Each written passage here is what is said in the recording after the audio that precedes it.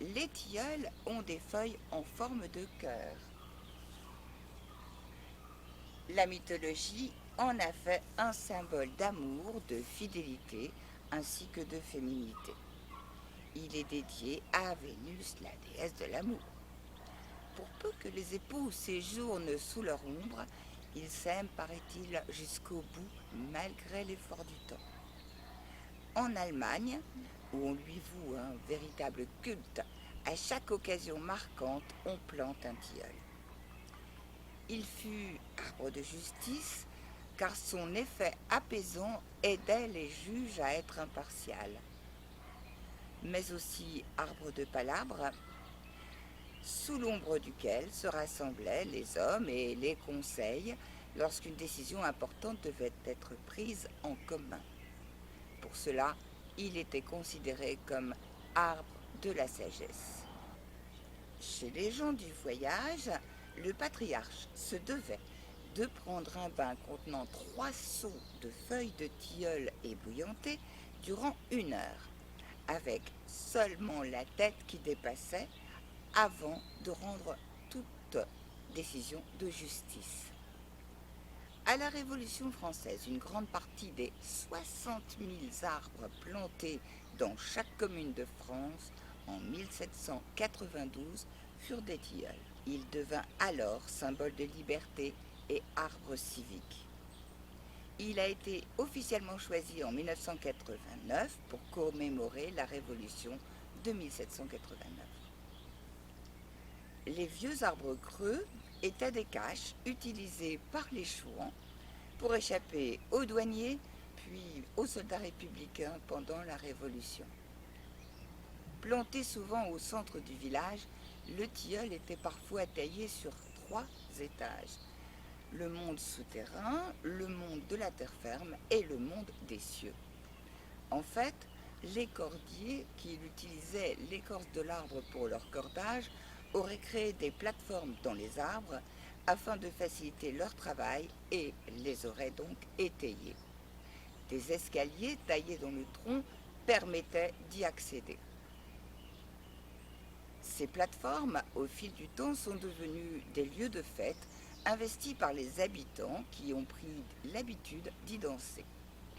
La plupart de ces arbres à danser ont disparu aujourd'hui, mais on peut encore voir quelques spécimens à danser en Allemagne, en Belgique et en Hollande. L'arbre aux épousailles de Lucheux, dans la Somme, est une curiosité.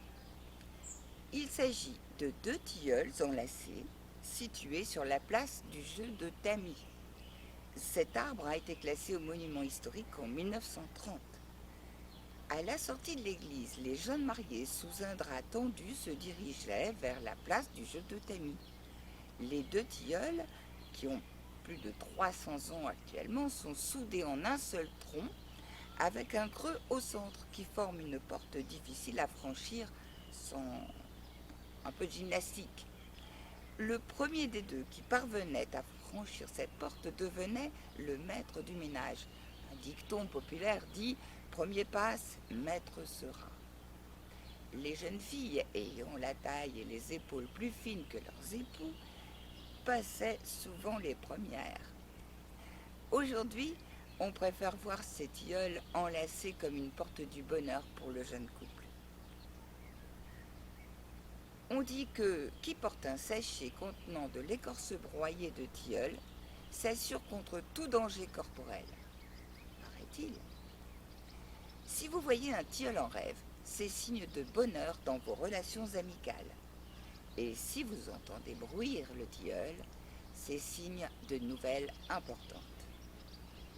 Le gros tilleul de Pontarlier était, lui, le rendez-vous des sorcières, selon la légende.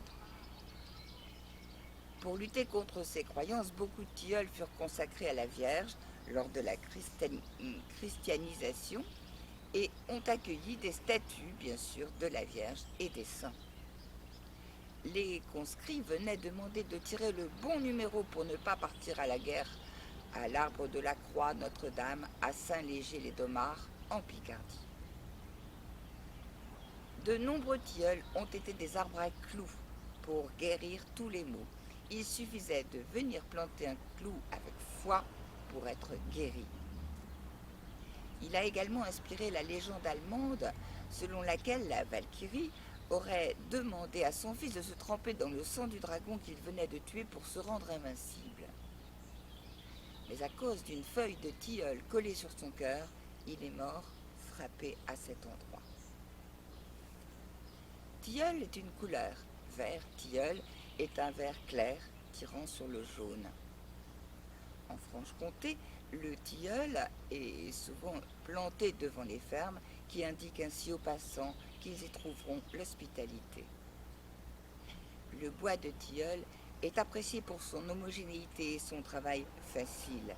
Il est donc traditionnellement utilisé dans les sculptures, les ustensiles de cuisine, les instruments de dessin, les bobines de fil, les plateaux d'imprimerie, les pinceaux plats, les crayons, les allumettes, les moules de fonderie, les meubles, les jouets, dont notamment la toupie, la lutherie et les prothèses, par exemple.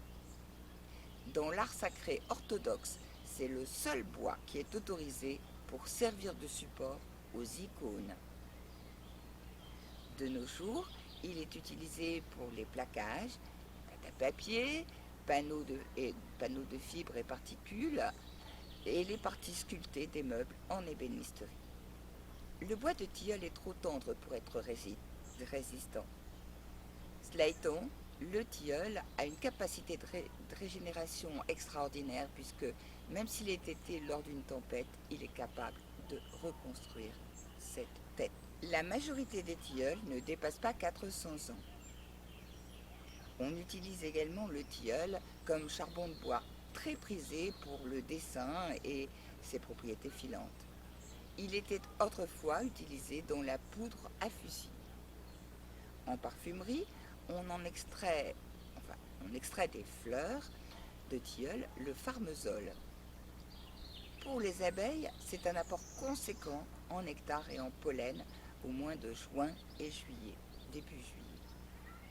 On peut ajouter ces fleurs dans les salades estivales pour les parfumer. La sève peut être bue à l'instar de la sève de bouleau. Les jeunes feuilles peuvent être consommées crues.